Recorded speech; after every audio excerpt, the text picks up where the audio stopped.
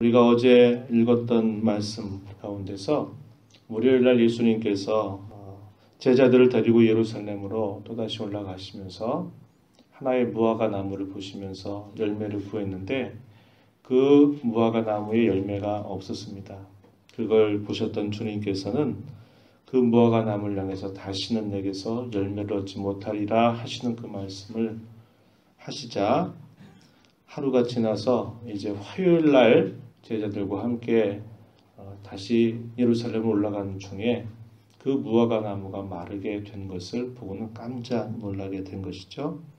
그리고 월요일날 제자들과 더불어 성전에 올라가셔서 하셨던 일들이 무엇이었나요? 성전을 정결하게 하는 그런 일들을 예수님이 행하셨습니다. 이러한 일들이 큰 분란을 일으키게 된 것이죠. 그래서 종교 지도자들은 왜 이 예수라고 하는 사람이 또 이런 분란을 이 성전에서 일으켰는가 하는 것 때문에 굉장히 화가 났을 겁니다. 그래서 예수님께서 화요일 날 또다시 제자들을 데리고 예루살렘으로 올라가니까 대제사장들과 서기관들과 장로들이 어제 있었던 그 일을 두고서 예수님에게 이렇게 묻는 겁니다. 네가 도대체 무슨 권위를 가지고 네가 이렇게 할 수 있느냐? 이렇게 말하는 거죠.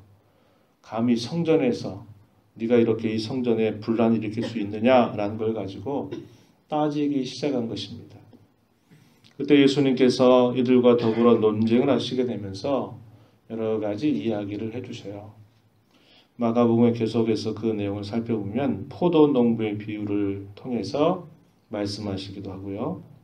이 바리새인들과 헤롯 땅에서 보낸 그런 사람들과 더불어서 가이사에게 책임을 바치는 것이 합당하나 합당치 않느냐 하는 문제를 가지고 예수님을 올무에 집어넣어서 어떻게든지 가만두지 않으려고 하는 그들의 음모를 계속 꾸미게 되죠. 사두개인들이 와서는 부활에 관해서 또 논쟁이 붙게 되고요. 또 서기관 중에서 가장 큰 계명이 무엇인가에 대한 그런 질문들을 통해서 또 예수님을 공격하는 그런 일들을 하게 되죠. 그런 가운데서 예수님께서는 그런 하나하나의 내용들에 관하여서 그들에게 가르침을 베풀기도 하고 그들의 올무 가운데 빠져들지 아니하면서 오히려 그들의 잘못을 책망하시는 일들을 예수님께서 하시게 되는 겁니다. 그리고 나서 이 제자들을 데리고 예루살렘 성전에서 나오고 있는 동안에 이 제자들이 그 헤롯 성전의 웅장함과 아주 멋있는 그 광경을 보면서 굉장히 감탄해 하게 되니까 예수님께서 그걸 보시고서는 이 돌들과 이 건물이 돌 위에 돌 하나도 남지 않고 다 무너지게 될 것이다 라는 말씀을 하시게 됩니다. 깜짝 놀라게 되죠. 그래서 제자들이 도대체 언제 이러한 일들이 있게 됩니까? 라고 묻는 거예요. 그랬더니 예수님께서 가까운 미래에 있게 될 그 일, 로마 장군에 의해서 마침내 이 헤롯 성전이 다 무너져 버리게 되는 그 사건에 대해서도 이야기를 해주시고 먼 미래에 최후의 그런 심판이 가까웠을 때에 일어나게 될 일들에 대해서 이 감람산에서 예수님께서 제자들에게 가르쳐 주시게 됩니다. 그리고 나서 아까 이야기한 것처럼 시몬이라고 하는 사람의 집에 들어가게 되는 겁니다. 오늘 본문 1절과 2절의 말씀에 보면은 6월절과 무교절 이틀 전이다 그렇게 알려주고 있죠. 6월절과 무교절의 절기는 이스라엘 백성들이 절기 지키는 가장 큰 절기에 해당될 것입니다. 왜냐하면 그때 이스라엘 백성들이 종의 신분에 있으면서 그들이 마침내 구원의 은혜를 입게 된 때를 기념해서 그들이 지키는 절기였기 때문에 그렇습니다. 그런데 이 종교 지도자들은 어떤 마음을 품고 있냐면 어떻게 하든지 저 예수를 죽여야 되겠다 하는 그런 방도를 찾고 있다 이 말입니다. 이들과 다르게 이제 시몬이라고 하는 사람, 그는 옛적에 나병을 앓았던 그런 사람이었는데 아마도 예수님의 능력에 의해서 치유함을 받았던 사람일 겁니다. 그래서 이 사람의 집에서 예수님과 그의 제자들을 초청을 해서 식사를 나누고 있는 겁니다. 그런 중에 한 여인이 이 예수님이 식사하고 있는 곳으로 찾아와서 예수님의 머리 위에 순전한 나드로 되어 있는 향유를 깨뜨려서 예수님의 머리에 붓는 그러한 일을 하게 되죠. 그런데 그것을 값으로 환산하는 액수가 약 한 300데나리온이 넘는 정도의 순전한 나드다 이렇게 표현해주고 있습니다. 거의 1년입니다. 1년 동안 열심히 하루하루 일해서 벌어놓은 정도로 마련할 수 있는 이 순전한 나드 한 옥합을 단번에 깨뜨려서 예수님의 머리 위에 붓는 겁니다. 당시의 풍습과 관습으로는 그 머리 위에 나드를 붓는 그 행위는 최고의 사랑, 최고의 존경, 자기에 있는 그 모든 마음을 다 드리는 그런 경의의 표시가 바로 그렇게 하는 일이었음을 말해주고 있는데요. 이 한 여인이 과연 누구인가 오늘 이 마가복음에서는 그 정체에 관해서 이야기해주지 않습니다. 그런데 요한복음에 가서 보면 요한복음 12장 3절에 가서 보면 이 여인이 누구냐면 늘 예수님이 가까이 하셨던 사람이죠. 나사로와 그의 남매, 나사로 그의 남매였던 마리아라고 하는 여인이었습니다. 그 여인이 예수님께 나와서 그가 가지고 있었던 나드 옥합을 깨뜨려서 예수님의 머리 위에 붓는 그런 행위를 한 것입니다. 이것을 지켜본 사람들이 붕괴하죠. 도대체 이 비싸고 이 귀한 것을 왜 단번에 이렇게 허비하고 낭비하는지 모르겠다. 이런 태도를 취하면서 그 여인이 한 일에 대해서 달가워하지 않는 겁니다. 아마도 그러한 대표적인 자리를 차지했던 그런 역할을 했던 사람이 유다였을 거예요. 유다.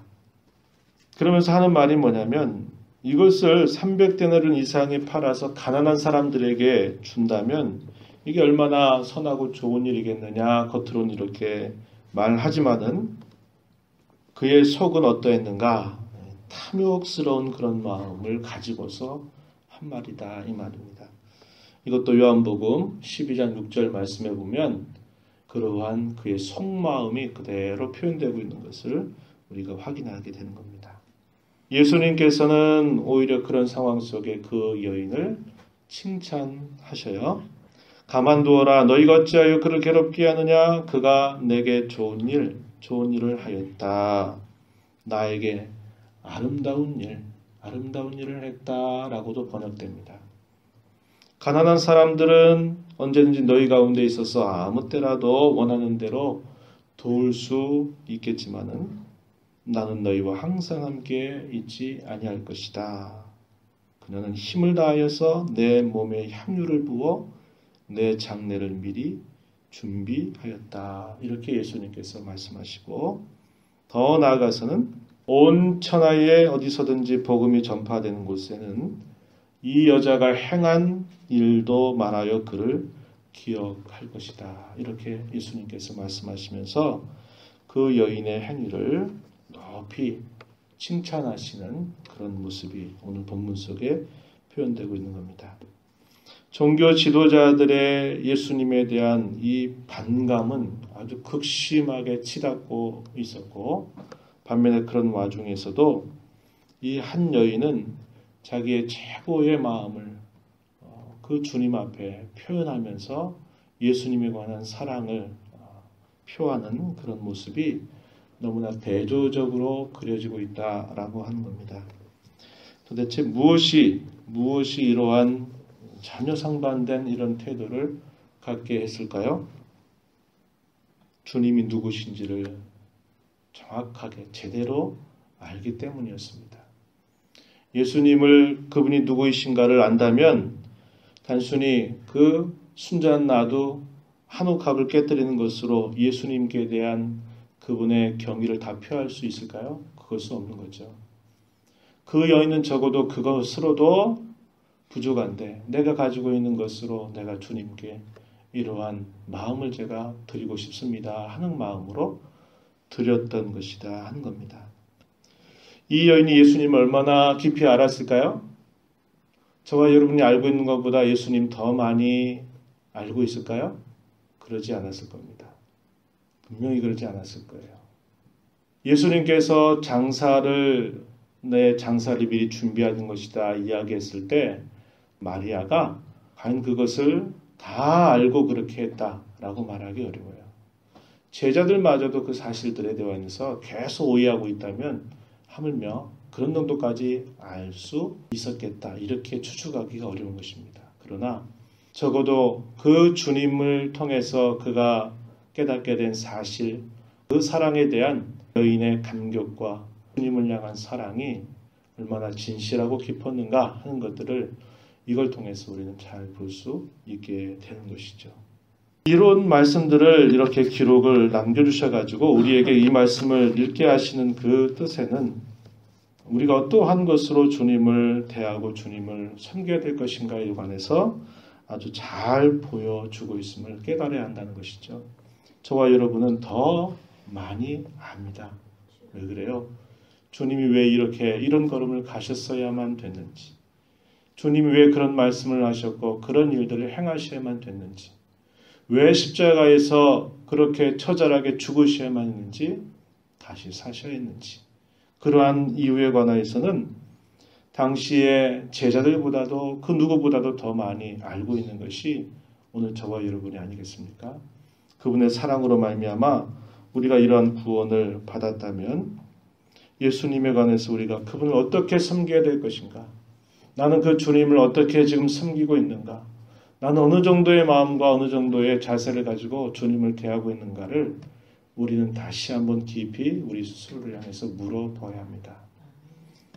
누가복음에 보면 이런 말씀을 했어요. 누가복음 7장 47절 말씀에 보면 이는 그가 사랑함이 많음이라 그랬습니다. 이 여인이 한 행동이 어떤 동기에서 시작됐는가? 그것은 그가 예수님을 사랑하는 마음이 많았기 때문에 그렇다 이렇게 말했고, 그가 이렇게 예수님을 많이 사랑할 수 있었던 것은 뭐예요? 자기가 죄 용서를 받았다고 하는 그 사실이 얼마나 감격스럽고 얼마나 귀한 것인가를 분명하게 알았기 때문에 자기의 죄를 용서해 주신 그 주님을 많이 사랑하다 보니까 자기가 가지고 있는 그 어떤 것으로도 주님께 드린다 한들 그것이 전혀 아깝지 않다라고 여기고서 그러한 행동을 한 것이죠. 죄사함 받은 그 은혜가 얼마나 큰지, 그로 인해서 내가 주님을 얼마나 사랑하고 섬기고 있는지 이 아침에 다시 한번 돌아보면서 우리의 신앙이 회복되고 주님을 향한 그 진실하고 참된 사랑을 다시 한번 점검하면서 주님 앞에 살아가는 저희 모두가 되기를 바랍니다. 하나님 아버지 감사드리옵나이다. 이 새벽 시간에도 저희들에게 생명과 호흡을 허락하셔서 주님 앞에 함께 나와서 함께 찬송하고 말씀 듣게 하시고 이 시간도 주신 말씀 따라 살기 위하여 아버지의 면전에 기도할 수 있도록 인도하심을 감사드립니다.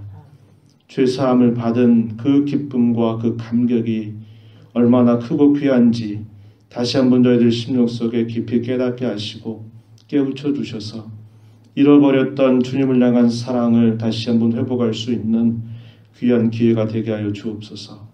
주님께 받은 그 죄의 용서의 그 은혜가 얼마나 크고 귀했는지를 알았기에 주님을 참으로 많이 사랑했던 그 여인은 자기가 가지고 있는 모든 것을 쏟아부어서 주님을 향한 그 마음을 표현하기를 주저하지 않았고, 그것만으로도 충분치 못하다고 하는 마음을 가지고 주님을 대하였던 모습을 저희들이 이 아침에 살펴봅니다. 주님이 저희들에게 얼마나 많은 사랑을 베푸셨는지, 그 사랑이 얼마나 귀하고 얼마나 크고 얼마나 높은 것인가를 저희들 심령 속에 깊이 깨우쳐 주셔서 주님을 향한 사랑을 회복하고 주님을 향한 헌신의 마음을 가지고 남은 생에 살아가기를 다짐하고 힘써가는 저희 모두가 되도록 인도하여 주옵소서. 은혜의 보좌 앞에 나와 이렇게 살기를 주 앞에 간구하오니 저희들을 불쌍히 여기시고 도우셔서 저희들의 삶을 통하여 이러한 귀한 일들을 잘 감당하며 살도록 이끌어 주옵소서. 존귀하신 예수님의 이름으로 간절히 기도하옵나이다. 아멘.